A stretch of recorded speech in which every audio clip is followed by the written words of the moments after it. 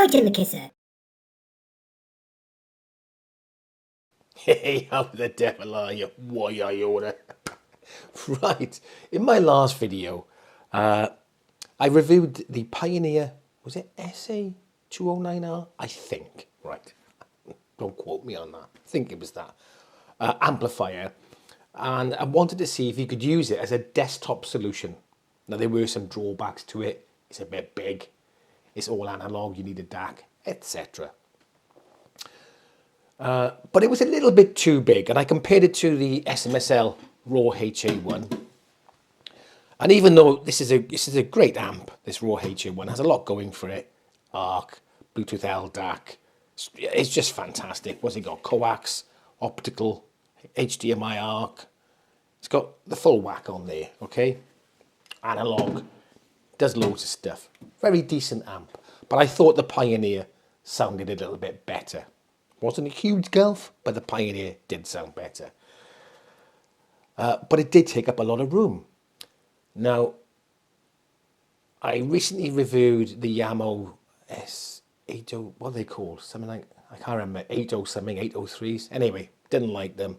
Sent them back. I used money from the channel funds to buy them. Sent them back. I just got the refund from Amazon, so I thought I'll try and buy something else. So looked on Facebook Marketplace for, oh, what can I buy? See if I can buy something second hand. And I came across this Marantz Melody X, aka MCR612. Why have they got to give it two names? Name it one thing, Marantz. Sort it out. Anyway, so it's either the CR612 or the Marantz Melody X, right? Anyway, so now this has got a bit of a smaller footprint, so better for your desktop. Still bigger than the SMSL. A little bit of a smaller footprint, so it fits better here than the big ass Pioneer amp. There are some caveats which I'll go over later, and I will be doing a sound test comparing this to the SMSL, like you know. Anyway, let's bring you in closer for a good look around this unit. Ho ho! And here it is. Ta-da! Right, I have to say it's all made of plastic by the look of it. The hard plastic here, perspex on the top. At first glance, I thought it was glass, but it's not. It's perspex. You've got to be careful. You might scratch that. But it's easy on the eye. Very nice to look at. I think it's a very smart looking unit. Now, you've got all your buttons on the front here. Okay, so there's your navigation button here with your enter. Your back button. You can go through your inputs, volume. And there's where you skip track, stop track, whatever, eject. Let's just whack it on a sec. You can turn these lights off. I like to keep them on. It looks pretty cool, I think. And then the display is very clear, easy to read, and you've got your inputs here. So you can just go through all your inputs. Just there. I like the way it does it. Pretty cool. There you go. Now, this can play CDs. Wicked. You can also stream to it. Awesome. All right, through the HEOS app. It's got internet radio, DAB+. You can stream music from a separate server to it. It's got a USB plug you can plug into the back, and some people will go, what do you want USB for? I can play my MP3 through a PC or whatever. But this you can either play your DSD files through a server or from the USB socket on the back, right? That is awesome. I have some they're DSF files, which is DSD, and I struggled to play them properly to get the best out of them. I'll give you a demo later when I plug it in. But you can play DSD files through the USB, which I think is fan-flipping-tastic. Right, so it does have Bluetooth. It's only Bluetooth 4.1, so it's a bit of an older version, so you won't get as stable as a connection, and you can't go as far away. You probably won't hear any sound difference to say 5.1, but I think 4.1 is a bit there, and it's only SBC, I think, okay, which is pants. I much prefer, if I was going to listen to Bluetooth, I'd only listen to it if it was aptX HD or LDAC. Other than that, I wouldn't bother. But to be fair, why it's only on there as a courtesy, I think. You've got streaming capabilities. You don't really need it. I wouldn't use Bluetooth if I've got, if I can stream to it. So, yeah, there you go. Also comes with the remote. So, yeah, it's a pretty decent, substantial remote there. Now, this does have a hell of a lot of functions in it. And one reviewer said, oh, it's very easy to use. I suppose it is, but it takes a bit of getting used to getting through all the menu functions. It's quite, I wouldn't say as in-depth as some of the DACs I've used before, but it takes you a while to get used to it. Right, let's have a little look around the back.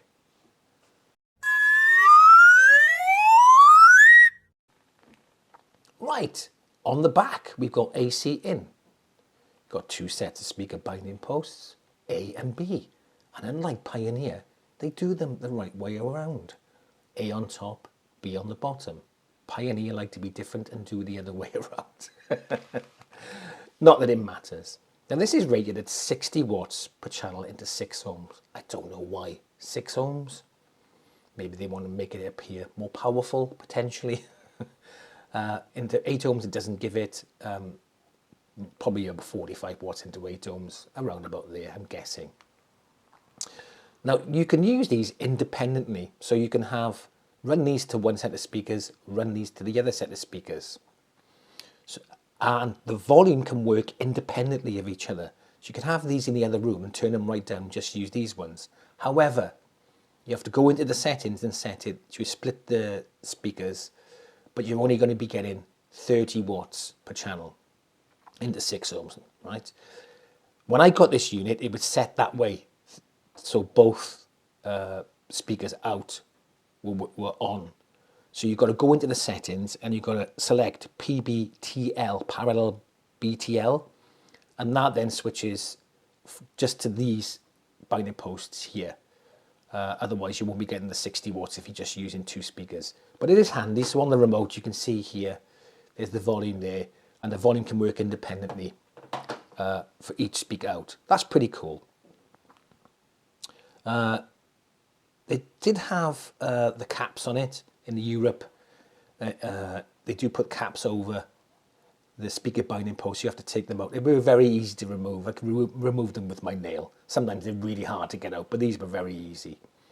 There you got your DAB FM aerial. I won't be using that because I'll be using internet. Then you got digital TV and TV 1 and 2 optical. If you've got that plugged into the TV, when you switch this unit off, it will power off the TV, I believe, and if the TV switches on, it will power on the unit if it's in standby. I think so. Then you've got your analog here in. You do have an audio out, which is pretty cool. And you can go into the settings and change it from variable to fixed. So that's cool. So you can either have this unit controlling the volume or whatever power amp or amp you're going to connect it to. One thing I would have liked to have seen in the specs, which I couldn't find, is the voltage out of this. Because obviously, if you're going to connect it to, say, a power amplifier to increase, to boost the volume a little bit, or boost the power, ideally you need to know the voltage. I mean, most of them should be okay, but I have seen power amplifiers that are 6 volts. And if this is only 2 volts, then it's going to struggle, okay? May start cutting out and stuff, or clipping. So if anyone knows the specs of that, I couldn't find them. I did have a look, but to no avail. It has a subwoofer out. And the good thing is, it has a high-pass filter. Hooray! Yeah! And it has a couple of high-pass filters. It's called response for some reason. I'll put what the frequencies are up on the screen now. But you can go into the settings, change the response to whatever high-pass filter you want. That's good to see that. Then you got your network in there, so you can have a fixed network in. And then you've got your USB in there, which plays DSD. Oh, anyway, let's get it all connected back up and give it a demo. right, let's give you a little demo of it. Obviously, I have to turn the sound down. The sound's turned down because I don't want to get any copyright on the channel.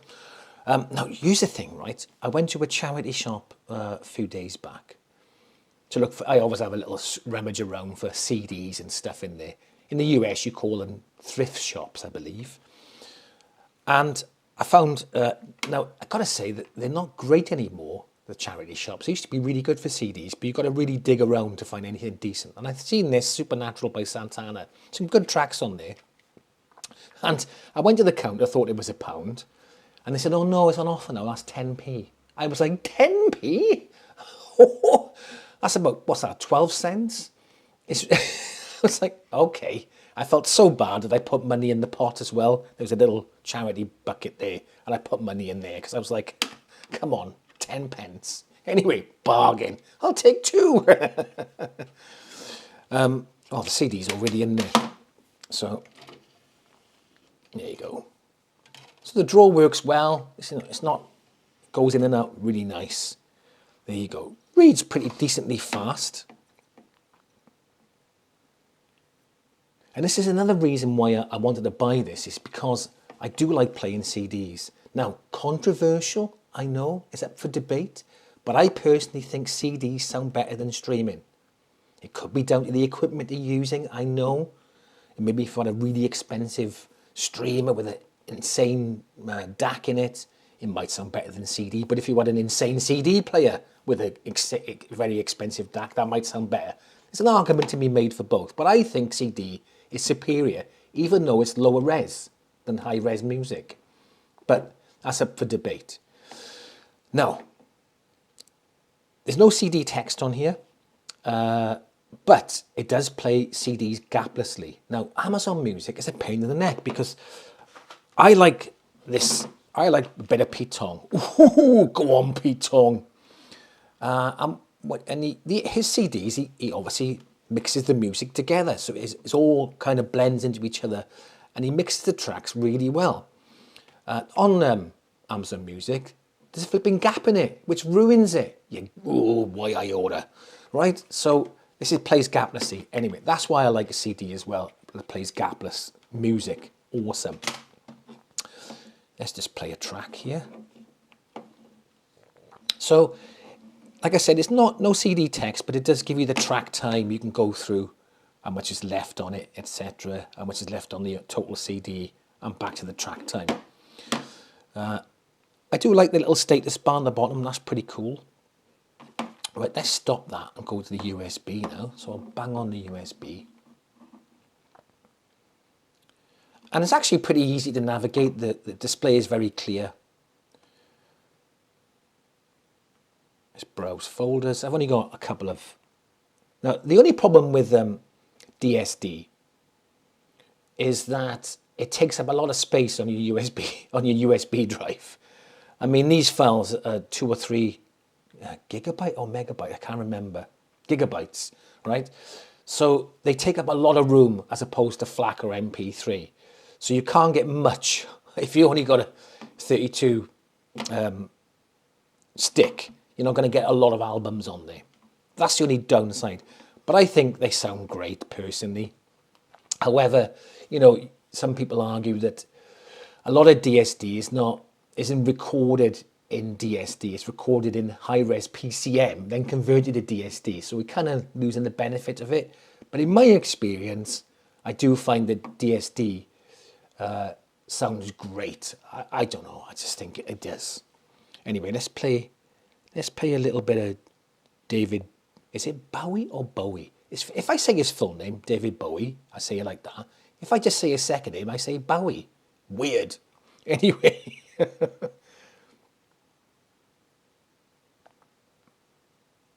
Right, it's playing now. So you can see now, if I just press info here, you can see it's playing DSD 2.8 megahertz. Awesome! Now, when I got this, and the gentleman demonstrated it for me, he had some Wharfdale 220 speakers. I do like those speakers. However, they're not the most bassiest. They got really good mid-range, nice top end, but lacking a bit in bass. But he put it on and I was like, my God, there's some bass coming out of them. I was like, flipping heck. Then when I got it home, I realised why. So there's a button here, you've got dynamic bass boost. It's good for low volume. If you've got a low volume listening, it's like a bit like a lowness button, I suppose. I don't know if it works the same. But so you got dynamic bass boost, and that was on, okay? And he had the bass set to plus 10 dB. And I was like, no wonder it was flipping bassy. Okay, right. Now, before I go any further, I do have a confession to make of a guilty pleasure. So, I've got an album which I like to test out amplifiers and speakers. And it's Madonna, Confessions on a Dance Floor. What? Now, hear me out. Before you judge, hear me out, okay? Now, I'm not a massive Madonna fan, okay? I'm not a Madonna, oh, Madonna. I'm not a Madonna fanboy, right? But Confessions on the Dance Floor is an extremely well-produced album. And it's got really good bass lines. So I can test out the bass on amplifiers and speakers. I can test a female vocal. Okay, there you go. And actually, I think it's a pretty decent album. It's got some dark electronic music in it, sort of harking back to the 80s and maybe a bit of Donna Summer type sound, you know, that type of thing. I think it's not a bad album, actually. But anyway, that's my excuse and I'm sticking to it. I'm not like, no, everyone's go-to is like, yeah, I listen to a bit of Pink Floyd, Dark Side of the Moon, yeah, whatever. Me, Madonna. What? But anyway, it's a good album to test out your amplifiers and speakers. I think so. Anyway, I'm sure a lot of you will disagree. Look, it isn't Taylor Swift, is it? So there we are. Right. What? I'm completely off track. Right. So I wanted to obviously connect it up to the PC. That's the whole point of having it on the desktop. Now, it doesn't have a PC in, right? Why didn't it have a USB in for a PC? Stupid, really, right? So you have to use a DAC to connect it to your PC. However, it does have optical in. Now, some PCs do have optical out. Mine doesn't. But you can get a lead, which is a USB to optical converter. And I plugged that in and it worked fine. It was plug and play, easy peasy. I put a picture here somewhere of it. I'll put a link in the description below. And if you do want to buy one, go through the affiliate links, and I do get a small teeny commission from it. It's with no cost to you. Anyway, so I plugged it in and it works great. There's only one little caveat. It didn't bother me. It's only coming through at 48 kilohertz, 16-bit, where optical is capable of 24-bit 192. But to be fair, I couldn't hear any difference between that and the DAC. I couldn't hear it. Could be my older ears potentially, but it sounds absolutely fine to me. Great, fantastic. Now, it is worth noting though, that when it comes to DACs, the built-in DAC in here is an AKM DAC. I'll put on the screen which one it is. However, I'm sure a lot of you are aware of the fire in the AKM factory in 2020, October, November 2020. And after that, AKM DACs were in very short supply. So Marantz had to think on their feet and they changed their DAC boards and put in ESS DACs. Which nothing wrong with them, they're still fine, do you know what I mean? So if you buy one of these or any sort of Marantz equipment from around 2021 to 2022, it's probably going to have an ESS DAC in it, not an AKM DAC. So just be aware of that. Now you can look at the serial numbers. Now this one, normally it'll have a couple of letters, then it'll say the month and the year it was built, but I couldn't quite work the serial number out of this. I can't work out whether it's 2021 or 2022. I'm not quite sure. But either way, this probably has an ESS DAC in it. Right. with that being said, how does it sound? Well, I think it sounds pretty good.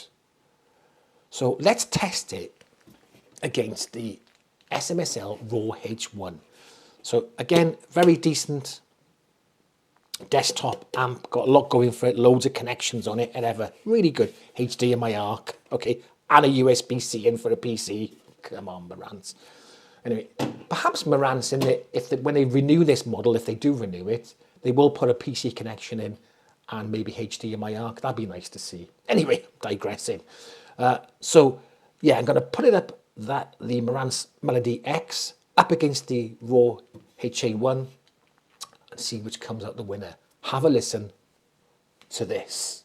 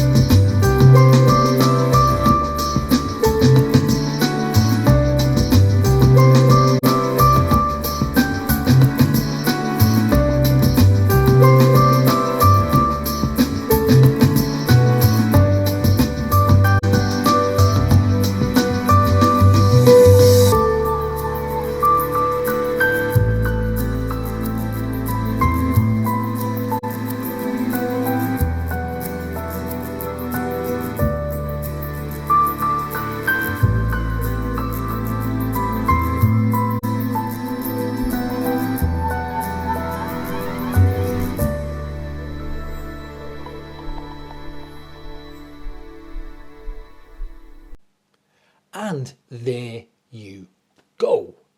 So what do you think? Please let me know in the comment section. I think out of the two of them, it was pretty close. But I'd have to give it to the Marantz personally.